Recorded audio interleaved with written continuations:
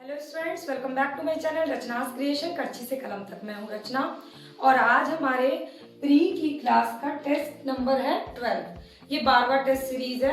हर test series में हम 100 questions कर रहे हैं। आज का टेस्ट का टॉपिक क्या क्या है पहले वो बता देती हूँ।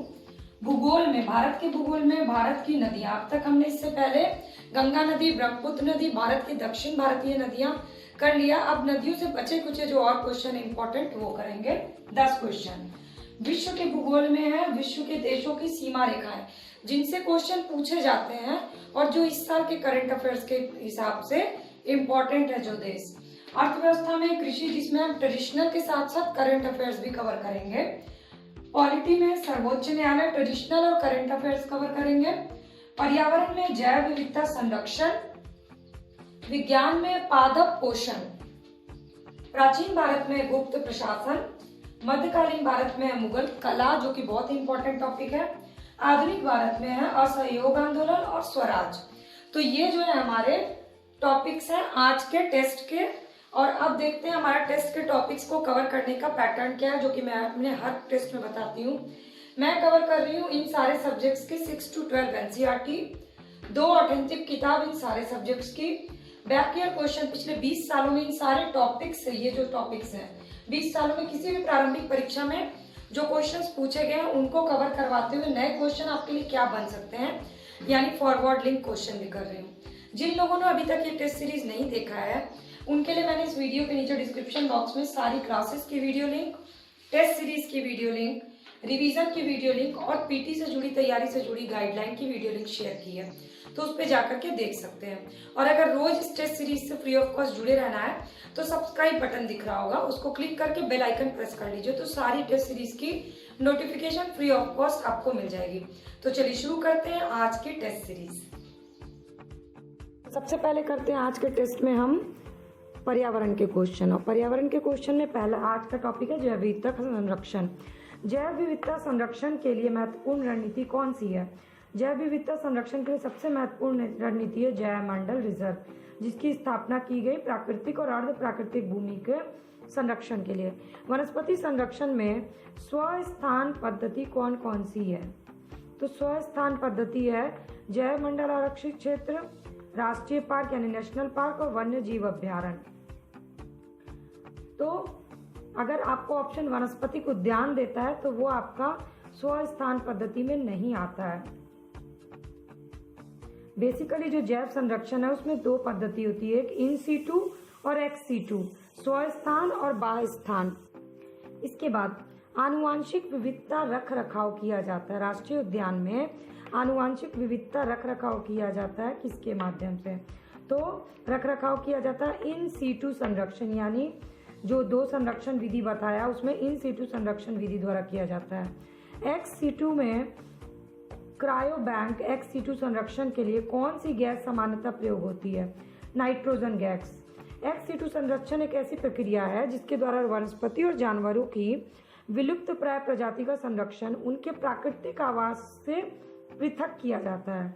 तो एक्स सीटू संरक्षण के तहत जीवित शुक्राणु, अंडा, भ्रूण के नमूनों के अंतर्गत कम तापमान पर द्रवित नाइट्रोजन में उनको संरक्षित किया जाता है ताकि वो विलुप्त ना हो। ये होता है एक्स सीटू। और इन सीटू मतलब उनके लिए ऐसा माहौल तैयार किया जाता है जिससे कि लगे कि वो अपने ही एरिया में, अपने जैसे जंगल, जैव रिजर्व बनाना, नेशनल पार्क बनाना। जीव मंडल, अगला क्वेश्चन है जीव मंडल आरक्षित परिरक्षण क्षेत्र से कौन से होते हैं? तो जीव मंडल आरक्षित परिरक्षण क्षेत्र होते हैं आनुवांशिक विभिन्नताओं से संबंधित। इनमें जीवों की आनुवंशिकता को बनाए रखने के लिए उन्हें संरक्षण दिया जाता है। प्रवाल विरंजन का क्या कारण है? तो प्रवाल विरंजन का सर्वाधिक महत्वपूर्ण कारण होता है सागरीय लवणता में वृद्धि। और जब समुद्री तापमान में अम्लता या लवणता की वृद्धि होती है तो वहाँ जो शैवाल होता है ना, उनकी मृत्यु हो जाती है। प्रवाल भित्ति कहाँ कहाँ है? तो प्रवाल भित्ति है भारत में अंडमान निकोबार, कच्छ की खाड़ी और मन्नार की खाड़ी में। रेड डाटा बुक कौन प्रकाशित करता है? रेड डाटा बुक या रेड लिस्ट प्रकाशित करता है IUCN, अंतर्राष्ट्रीय संरक्षण संघ। रेड डाटा बुक का संबंध किस चीज से है? तो रेड डाटा बुक का संबंध है विलुप्ति के संकट से ग्रस्त जीव जंतुओं से, उनके लिए प्रकाशित किया जाता है। कोई भी प्रजाति विलुप्त कब मानी जाती है? जो वो अपने प्राकृतिक आवास में नहीं देखी गई हो 50 वर्ष से अधिक के समय तक, तो उसको विलुप्त माना जाता है। तो 10 क्वेश्चन के साथ साथ मैंने और भी कई क्वेश्चन इनडायरेक्टली आप लोग को बता दिए हैं। अब चलिए हम लोग कर लेते हैं ज्योग्राफी के क्वेश्चन। चलिए अब करते हैं वर्ल्ड ज्योग्राफी के क्वेश्चंस। और वर्ल्ड ज्योग्राफी में आज का टॉपिक है विश्व के देशों की सीमा रेखा। ये एक बहुत ही वास्ट टॉपिक है, तो इसको आप पूरा नहीं याद कर सकते हैं। तो जो करंट अफेयर्स में जो जगह इंपॉर्टेंट होती है या जो क्वेश्चन बार बार पूछे जाते हैं वही इंपॉर्टेंट होता है, तो मैंने उसी अकॉर्डिंग आपके लिए क्वेश्चन तैयार किए हैं। भारत के साथ सबसे लंबी स्थलीय सीमा किस देश की है? तो भारत के साथ सबसे लंबी स्थलीय सीमा है बांग्लादेश की। ये पूछा भी जा चुका है। इसका लिख लीजिए 4096.7 किलोमीटर है सबसे लंबी। इसके बाद अब इससे एक फॉरवर्ड लिंक क्वेश्चन ये भी है कि और कौन कौन से देश की सीमा भारत से सटती है, तो वो आपको याद रहना चाहिए। कैस्पियन सागर की सीमा, कैस्पियन सागर की सीमा किन देशों को छूती है? कैस्पियन सागर तो 5 देशों को छूती है कैस्पियन सागर। उसका कोड है तारीख, TARIK। तुर्कमेनिस्तान, अजरबैजान, रूस, ईरान, कजाकिस्तान। तारीख। इजराइल की सीमाएं, इजराइल की सीमाएं किन किन उसको छूती हैं? इजराइल की साझी सीमा कौन कौन से देश हैं? लेबनान, सीरिया, जॉर्डन और मिस्र। LSJM, लेबनान, सीरिया, जॉर्डन, मिस्र इजराइल की सीमा है। इसके बाद अगला क्वेश्चन है चीन की सीमा से। तो चीन की कितने देशों के से सटती है? चीन की सीमावर्ती देश कौन कौन से हैं? तो 13 देश हैं चीन के सीमावर्ती देश। मैं आपको फटाफट से वो बता देती हूँ, आप उसका कोड बना लीजिएगा। मंगोलिया, रूस, Kazakhstan, Kyrgyzstan, Tajikistan, Afghanistan, Bharat, Nepal, Bhutan, Myanmar, Laos, Vietnam और उत्तर कोरिया। ये आपके 13 देश हैं चीन, और ये इस बार बहुत ही इंपॉर्टेंट है। हॉर्न ऑफ अफ्रीका के अंग कौन कौन से हैं? हॉर्न ऑफ अफ्रीका के अंग है JIIS, Djibouti, Ethiopia, Eritrea, Somalia. Djibouti, Eritrea, Ethiopia और सोमालिया, ये हॉर्न ऑफ अफ्रीका या सोमाली प्रायद्वीप, जिसको महाद्वीप में सींग के आकार का अफ्रीका के सींग भी कहा जाता है। बाल्कन देश, तो बाल्कन देश कौन कौन से हैं? ये क्वेश्चन कई बार पूछा जा चुका है।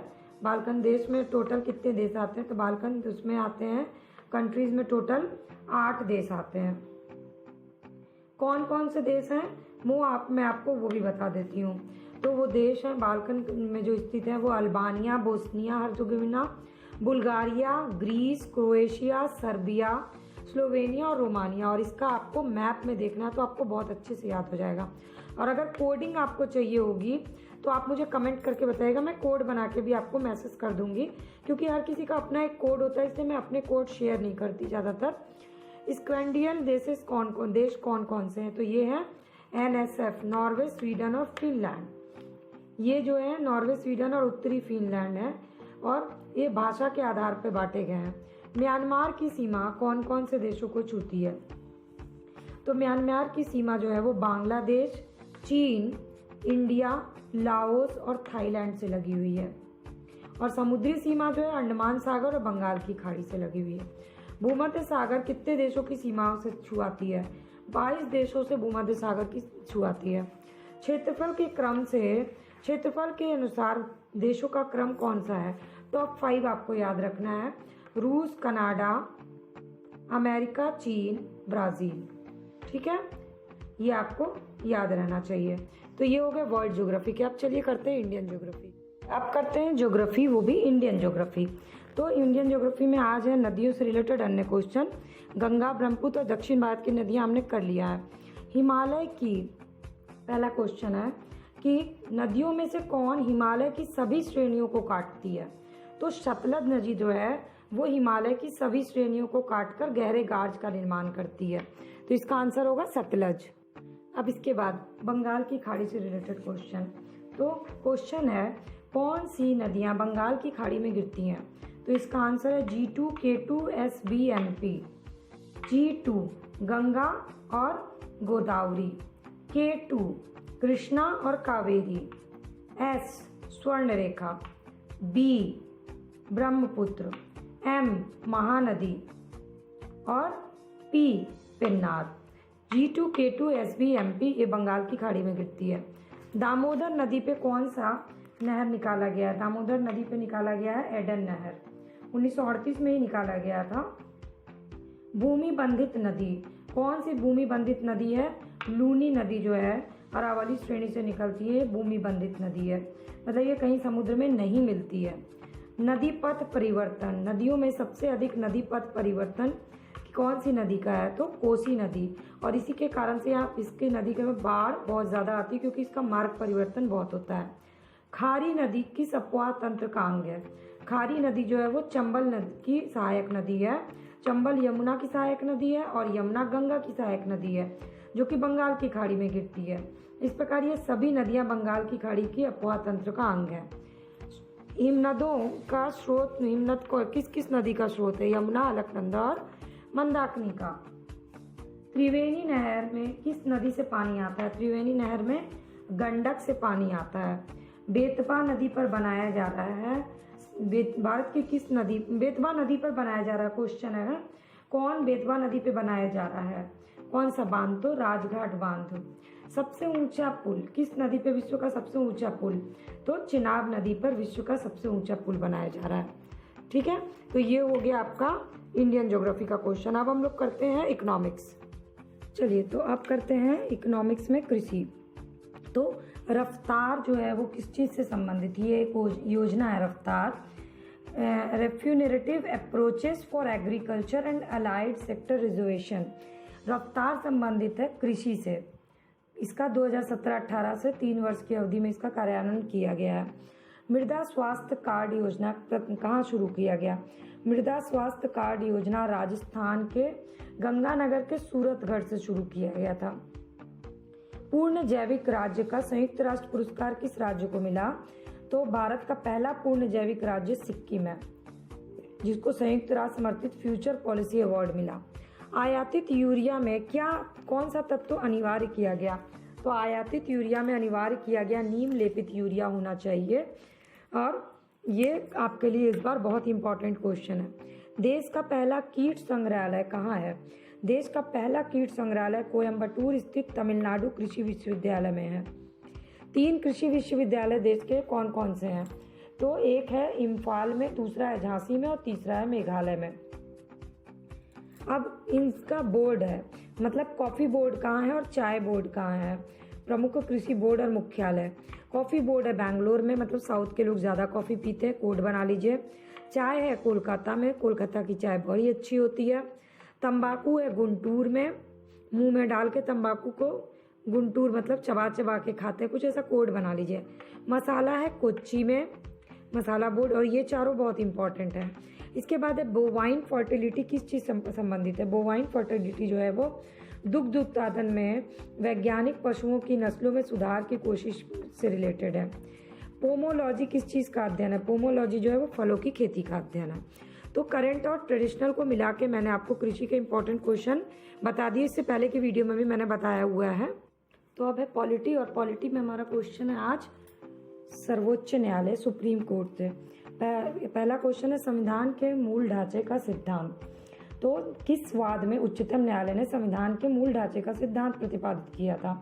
केशवानंद भारती बनाम केरल राज्य मामले में 13 सदस्यीय संविधान पीठ ने ये सिद्धांत पारित किया था। सुप्रीम कोर्ट का अपीलीय क्षेत्राधिकार। भारतीय संविधान का कौन सा अनुच्छेद संवैधानिक विवाद में सर्वोच्च न्यायालय के अपीलीय क्षेत्राधिकार से संबंधित है? अनुच्छेद 132 के अनुसार किसी उच्च न्यायालय की सिविल, दांडिक या अन्य कार्रवाई में दिए गए किसी भी निर्णय, डिग्री या अंतिम आदेश की अपील उच्चतम न्यायालय में होगी, जबकि अनुच्छेद 133 में केवल सिविल विषयों की अपील से संबंधित है। तो आंसर आपका 132 होगा। सुधारात्मक याचिका। अब ये क्वेश्चन है, भारत में सुधारात्मक याचिका उच्चतम न्यायालय में निम्नलिखित में से किस अनुच्छेद के अंतर्गत है? तो अनुच्छेद 142 के अंतर्गत है।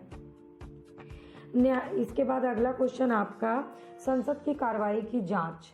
ये भी बहुत इंपॉर्टेंट क्वेश्चन आपका कि संसद की कार्रवाई की जांच से रिलेटेड।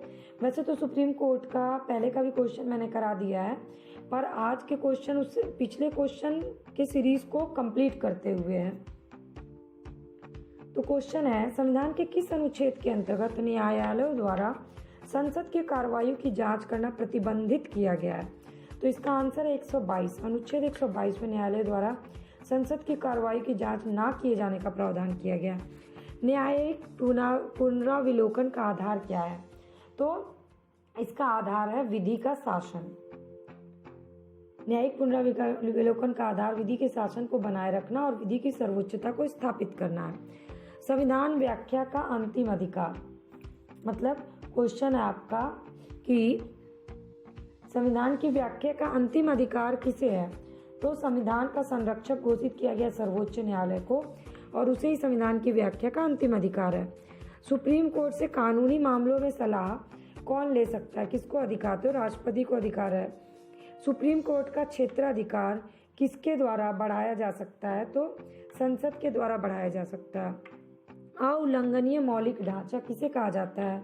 किस आर्टिकल में? तो आर्टिकल 32 और 226 है अउल्लंघनीय मौलिक ढांचा। इसके बाद PIL का फुल फॉर्म क्या है? पब्लिक इंटरेस्ट लिटिगेशन, और ये शुरू किया गया 1980 में। तो ये हो गया आपके सुप्रीम कोर्ट से रिलेटेड इंपॉर्टेंट क्वेश्चन, और अभी इसके कुछ क्वेश्चन और बचे हैं जो हम अगले टेस्ट में करेंगे। तो एंशिएंट हिस्ट्री में आज है गुप्त काल का पूरा प्रशासन और राजनीतिक व्यवस्था। सती प्रथा का प्रथम अभिलेखीय साक्ष्य कौन सा है? तो सती प्रथा का प्रथम अभिलेखीय साक्ष्य एरन से प्राप्त हुआ है, 510 ईस्वी का है, जिसमें गोपराज नामक सेनापति की स्त्री के सती होने का उल्लेख है। ये फॉरवर्ड लिंक क्वेश्चन हो गया। गुप्त संवत की स्थापना किसने की थी? गुप्त संवत की स्थापना की थी चंद्रगुप्त प्रथम ने, जिसकी तिथि कितनी है? 319 ईस्वी। 319 ईस्वी आपका फॉरवर्ड लिंक क्वेश्चन हो गया, और ये पूछा जा चुका है। नगरों का क्रमिक परिवर्तन किस समय की विशेषता थी? गुप्त काल की विशेषता थी कि नगरों का तेजी से क्रमिक रूप से परिवर्तन हुआ था। इसके बाद गुप्त काल में भूमि राजस्व दर कितनी थी? उपज का छठा भाग जो था वो गुप्त काल में भूमि राजस्व दर थी। और धर्मशास्त्रों के अनुसार भी भू राजस्व दर को क्या माना जाता था? 1/6 भाग। ये हो गया फॉरवर्ड लिंक क्वेश्चन। अपरहित भूमि किस प्रकार की भूमि को कहा जाता था? बिना जोती हुई जंगली भूमि को अपरहित भूमि कहा जाता था। और गुप्तकालीन राजस्व व्यवस्था का ये एक पद था। ये भी एक फॉरवर्ड लिंक क्वेश्चन हो गया। प्राचीन भारत में सिंचाई कर को क्या कहा जाता था? प्राचीन भारत में सिंचाई कर को कहते थे विदक भागम या उदक भाग भी कहा जाता था। 6ठी शताब्दी में कौन सा चीनी यात्री आया था? चीनी यात्री आया था शुंग युन। 518 ईस्वी में भारत आया था, और 3 वर्ष की यात्रा में बौद्ध धर्म की प्रतियां एकत्रित की थी इसने। शतरंज खेल की शुरुआत भारत में हुई थी। ये एक क्वेश्चन पूछा गया है। आगे पूछा जा सकता है किस युग में हुई थी? तो गुप्त काल में हुई थी। सांख्य दर्शन के प्रतिपादक कपिल, योग पे पतंजलि, न्याय के गौतम, मीमांसा के जैमिनी। वेद शाश्वत सत्य ये कौन मानता था? तो मीमांसा के अनुसार वेद जो है वो शाश्वत सत्य है। ये हो गया प्राचीन भारत। अब चलिए करते हैं मेडाइवल हिस्ट्री। तो मेडाइवल हिस्ट्री में हमारा है मुगल काल की कला से रिलेटेड क्वेश्चन। तो मुगल काल का कला का चित्रकला है, संगीत कला है, इससे रिलेटेड क्वेश्चन है। तो चित्रकला की मुगल शैली का प्रारंभ किसने किया? चित्रकला की मुगल शैली का प्रारंभ हुमायूं ने किया था। यानी मुगल कला की चित्रकला की नींव हुमायूं के शासनकाल में पड़ी थी। मीर सैयद अली और अब्दुल समद नामक 2 पारसी चित्रकार इसको सेवा दिए थे। तो ये क्वेश्चन पूछा गया, और मीर सैयद अली और अब्दुल समद पूछा जा सकता है। मुगल चित्रकला पे का प्रभाव पर किसका किसका प्रभाव था? पहाड़ी, राजस्थानी, कांगड़ा चित्रकला प्रभावित थी। दास्ताने अमीर हमजा, दास्ताने अमीर हमजा का चित्रांकन किसके द्वारा किया गया था? दास्ताने अमीर हमजा का चित्रांकन अब्दुल समद के द्वारा किया गया था, और ये हुमायूं के समय में चित्रित होना शुरू हुआ था, और अकबर के शासनकाल में ये पूर्ण हुआ था। ये आगे का इंपॉर्टेंट क्वेश्चन है। दसवंत और बसावन किसके दरबार में थे? दसवंत और बसावन जो थे वो अकबर के दरबार के प्रसिद्ध चित्रकार थे। अकबर के दरबारी चित्रकार थे। अब मुगल चित्रकला की सबसे ज्यादा उन्नति किसके समय में हुई? मुगल चित्रकला की सबसे अधिक उन्नति हुई जहांगीर के समय में। अपने शिखर पे पहुंच गया था, और मुगल शैली में मनुष्यों का चित्र बनाते समय एक ही चित्र में विभिन्न चित्रकार का मुख, शरीर और पैर को चित्रित करने का रिवाज जहांगीर के समय में शुरू हुआ। औरंगजेब किस वाद्य यंत्र को बजाने में दक्ष था? औरंगजेब वीणा बजाने में दक्ष था। हालांकि संगीत को इस्लाम विरोधी माना गया था, पर तब भी औरंगजेब जो है वो वीणा बजाता था। तानसेन और हरिदास ये किसके दरबार में थे? तानसेन और हरिदास बैजू बावरा ये लोग अकबर के दरबार में थे। और ये किस तरह के गायक थे? ये ध्रुपद गायक थे। इसलिए अगला क्वेश्चन आपसे पूछा जा सकता है, तानसेन का मकबरा कहाँ है? तानसेन का मकबरा है ग्वालियर में। तानसेन का मूल नाम क्या है? तानसेन का मूल नाम है रामतनु पांडे। मुगल शासक ने लाला कलावंत से हिंदू संगीत की शिक्षा ली। कौन सा मुगल शासक था जिसने लाला कलावंत से शिक्षा ली थी हिंदू संगीत की? तो वो अकबर था। ठीक है, तो नगाड़ा बजाने की शिक्षा ली थी। ये आगे का क्वेश्चन आपसे पूछा जा सकता है। तो ये हो गए मिडाइवल हिस्ट्री के। अब चलिए करते हैं मॉडर्न हिस्ट्री। करते हैं मॉडर्न हिस्ट्री के क्वेश्चन। तो मॉडर्न हिस्ट्री में हमारा टॉपिक है आज का असहयोग आंदोलन। नागपुर में असहयोग प्रस्ताव। भारतीय राष्ट्रीय कांग्रेस के अधिवेशन में असहयोग के प्रस्ताव को प्रस्तावित किया गया 1920 ईस्वी में। किसने किया था? CR दास ने किया था। इसकी अध्यक्षता कांग्रेस ने पहला असहयोग आंदोलन, भारतीय राष्ट्रीय कांग्रेस ने पहला असहयोग आंदोलन किस वर्ष में शुरू किया? 1920 ईस्वी में नागपुर में हुए कांग्रेस के वार्षिक अधिवेशन में। गांधी जी द्वारा चलाया गया प्रथम जन आंदोलन कौन सा था? गांधी जी के नेतृत्व में पहला जन आंदोलन 1917 में चंपारण के नील की खेती करने वाले किसानों के समर्थन में किया गया। गांधी जी का प्रथम किसान सत्याग्रह था। जन आंदोलन अगर पूछता है तो वो है असहयोग आंदोलन। असहयोग का नारा क्या था? गांधी जी ने असहयोग आंदोलन के समय नारा दिया था, 1 वर्ष में स्वराज। गांधी जी ने कौन सी उपाधि असहयोग आंदोलन के दौरान वापस की थी? कैसरे हिंद की उपाधि गांधी जी ने वापस कर दी थी। असहयोग आंदोलन के दौरान किसने अपनी वकालत छोड़ दी थी? CR दास ने वकालत छोड़ दी थी।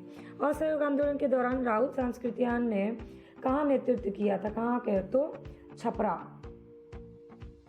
इसके बाद चौरी चौरा कांड की वास्तविक तिथि क्या है? चौरी चौरा कांड की वास्तविक तिथि है 5 फरवरी 1922 को। असहयोग आंदोलन क्यों वापस ले लिया गया?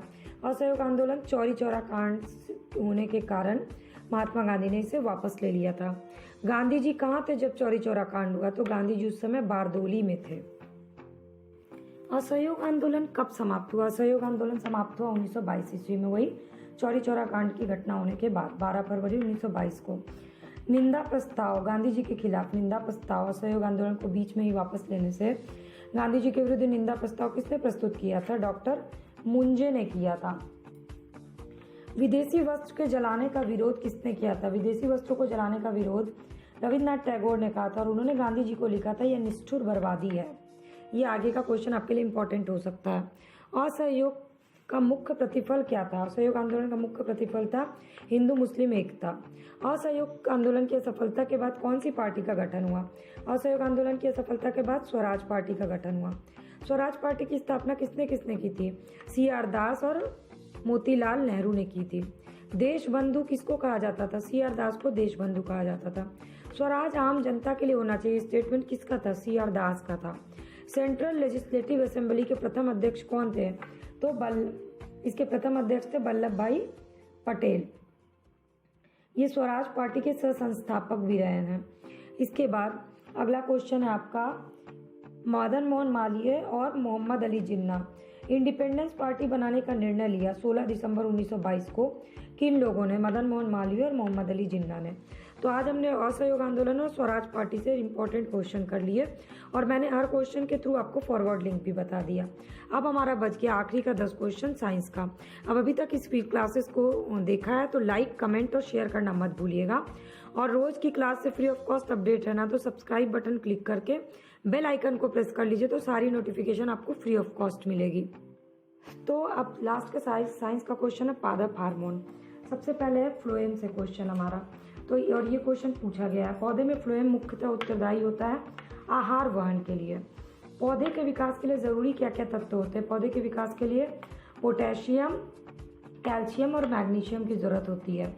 परजीवी पौधा कौन सा होता है? तो अमर बेल जो होता है वो परजीवी पौधा होता है। इसके बाद इथिलीन और जिब्रेलिन क्या है? ये दोनों है पादप हार्मोन।